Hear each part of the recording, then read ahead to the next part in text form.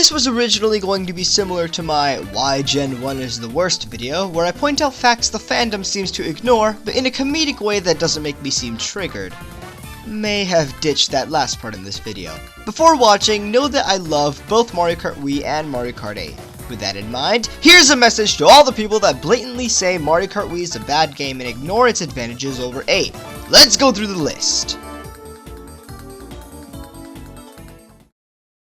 What did the games introduce? Mario Kart Wii not only introduced 12 racers, bikes, a more functional drifting system, and a vast online multiplayer mode, it introduced tricks, which were not only an additional way to get drift boosts without interfering with your race, they gave the gameplay that dynamic cinematic feel that feels right at home with Mario Kart.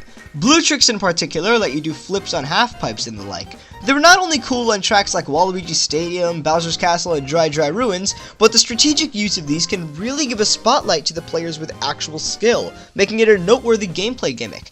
7 toned them down for obvious reasons, it being on the 3DS, but 8 keeps the toned down versions for whatever reason.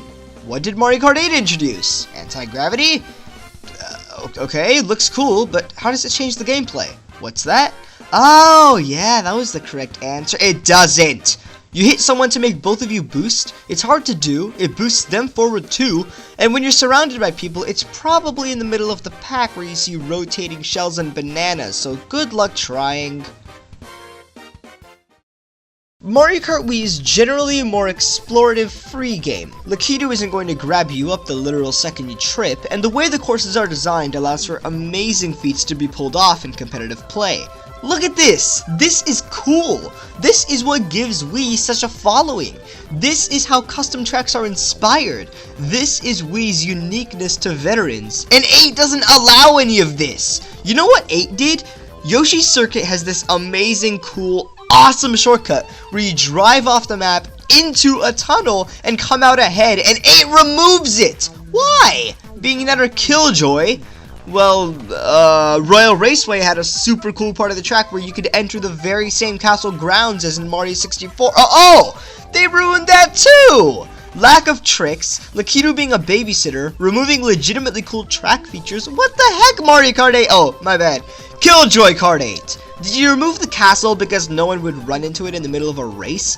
N64 Bowser's Castle still has the angry thwomp that shakes when you hit it. That was such a cool discovery no one would try, and it wasn't necessary at all. And retro tracks like SNES Ghost Valley 2 and DS Delfino Square allow you to play with the fun and freedom of Wii. Stuff that 8 would never allow in their retro tracks for whatever reason. Sure, people say Wii's bikes were obviously the better pick, but let's be honest, the difference between karts and bikes are much better in Wii than in 8. You either have red boosts or wheelies, but due to inside drifting, good old bikes are the popular pick among fans in Wii. However, in 8, bikes are just plain gimmicky with their outside-inside drifting, and who in their right mind would use an ATV, so karts reign supreme anyways. You complain about how many people use bikes in Wii, but just as much people use karts in 8. Hypocrites. Ah, okay, another roast, shall we? Character roster. Are you kidding? Why are there so many turtles? Is it because they're better than Bowser Jr.? Okay, Mario, Metal Mario, Peach, Pink, Gold Peach. Mario Kart 8 Deluxe. We aim to bring you a more entertaining and more complete experience. Okay. Gold Mario! Are you freaking kidding me?! King Boo, Funky Kong, and introducing Dry Bowser and Mii's. We already had a more interesting roster, but apparently out of all of that, the babies were a necessity to bring back, and Bowser Jr. needed to get ditched for the 7 dwarves.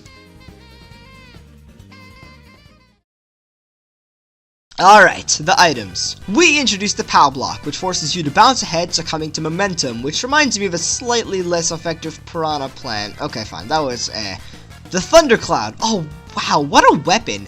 I'm gonna get to the Spiny Shell in a bit, but one of the coolest plays you can do in first place is breaking when a Spiny Shell is homing in on you, forcing second place to jump ahead and take it instead.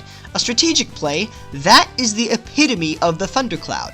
You get this item around 4th or 5th place, which motivates you to bump into people about to take top 3. Sound familiar? And stick a ticking time bomb on them. This is an effective game changer for everyone around the cloud, and due to it making the victim faster, it's basically the only effective way to mess with multiple people in front of the pack. Because of this, in competitive play, this is the single most entertaining item to watch, seeing it getting swapped between a bunch of different first place racers. Mario Kart 8 brought back the, oh my god, get that stupid thing out of there. The Boomerang Flower and Piranha Plant are fun and clever additions, but was it really a necessity to bring back the Lucky 7? This time with a revolutionary coin! Oh my god, you just spam the items hoping the red shell and Bob-omb hit someone and use the star to get ahead. It's a lazy item idea. And okay, I didn't get to the worst one of them all. Let's talk about the Spiny Shell. While we all call it the epitome of death, taxes, and a breakup text rolled up into a blue covering, because that's what it is, the blue shell is essential to what Mario Kart really is. Extra Credits' Design Club is one of my favorite video game channels on YouTube, and they really explain the blue shell well. Being in front is not only boring, it's the opposite of what the game developers are trying to create, which is a chaotic madhouse of racers with the quirkiness of a Mario Party game. The blue shell is the great equalizer, fixing the game from, okay, please get a red shell, please get a red, oh my god, this is pointless, to, blue shell, change the game, let's go! It's necessary as a catch-up mechanism for those in the back to create Mario Kart. So in Mario Kart 8, why does it hit other people? That completely defeats the point! It's supposed to be a chaotic, goofy kart racer with game changers synonymous with Mario Party. And if you say that this is a competitive racing game meant to not have these gimmicks, you are flat out lying. There has and always will be Mario Kart gimmicks that prevent you from taking the gold even if you race perfectly. It's Mario Kart's chance time, and just like how Mario Party's chance time has slowly decreased in punishment over the years, so has Mario Kart's. Because not only does it hit victims that aren't even in first, they introduce this piece of convoluted crap. So now, Spiny Shells can hit people not in first, and first place can eliminate it with a lazy press of a button. That is so messed up and completely defeats the purpose of the Spiny Shell's existence. If your reply is, they introduced this because this is the only way for first place to not get completely screwed over in competitive play, no, that is what mushroom boosting is for the legitimately skilled players who have practiced for the scenario. And since that's even back in Mario Kart 8, I don't see a point of this get out of jail free card. Hey, you know what Mario Kart Wii has? Tournaments! Events that would take place online with very unique rule sets, like chain chomps forming as traffic on Mario Circuit, defeating a giant Pokey with Bob-ombs in Thwomp Desert, knocking Spiky Topman off a custom arena in space, and racing Dry Bowser in Bowser's Castle while he shoots fireballs out his mouth. That's so cool! Giving so much freedom and personality with a Mario Kart game. Does Mario Kart 8 have that? No! Tournament system is inferior and infinitely more lazy, despite releasing 6 years after. You know what else Mario Kart Wii has? A battle mode with 10 arenas, 5 returning. Good old balloon battle and coin runner on popularly loved tracks. Does Mario Kart 8 have that? No! You have to buy the same game for an extra $60 to try that out. Only then is it better. You know what else Mario Kart Wii has? A community of people which not only got online running again after Nintendo took it down, and a plethora of fan-made tracks, and, as an example of a great fan creation, Countdown Mode, where the goal is to get points by hitting people with normal and custom items while racing. First to 10 wins. Does Mario Kart 8 have that? No! Even though people are completely capable of doing it, we have 10 billion CC instead. You know what else Mario Kart Wii has? The ability to play with a GameCube controller, which people forget and diss the Wii wheel for. I myself sound like one of those people who hate Smash 4 because it doesn't have the competitive feel and speed of Melee, but Mario Kart 8 outright changed Mario Kart completely for the benefit of inexperienced players, something Smash 4 never did. A couple of more nitpicks. This is just me personally, but why does everyone hate Moonview Highway? Toad's Turnpike, Mushroom City, these tracks are supposed to feel like you're weaving in and out of traffic at high speeds. Some people feel like they're running away from the cops to reach the goal. Except for the fact that for highways, they're freaking boring and slow.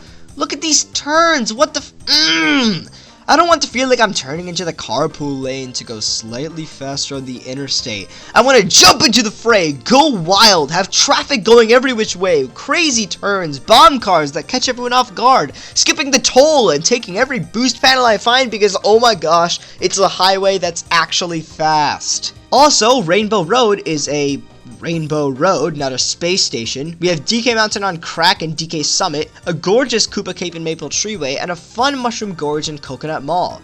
What a track list for a game that's, you know, flat out bad. Look, if you don't know me, I really dislike hating on games. I always defend them, and please don't misunderstand, I love Mario Kart 8. I spent hundreds and hundreds of hours on both games, and I will confess, while I definitely prefer the more competitive Wii version, 8 has a very good retro track list, and some nitro tracks are very clever, like Mount Wario, Cloud Top Cruise, Sunshine Airport, etc. But when I'm dealing with the masses of 2017 and I hear people flat out say Mario Kart Wii is a bad game, it pushes me to do stuff like this. I was originally going to make this a more comedic video like my Pokemon Gen 1 video, but dang it, just like that video, I need to get this info in this video so I don't have to repeat the same dang stuff all the time. I love Mario Kart 8 and I'm always willing to race a new racer, but in my eyes, Mario Kart Wii was an incredibly influential game that introduced a lot of what we now know as Mario Kart. As for Wii's flaws, I'm not very happy with how 8 fixed them. Never forget that it may be, just maybe a possibility, that 8 isn't the greatest game of all time, and Wii isn't the worst. Don't make drastic claims, or else these videos are waiting to be made. Thanks for watching, and I apologize for any salt I may have incurred.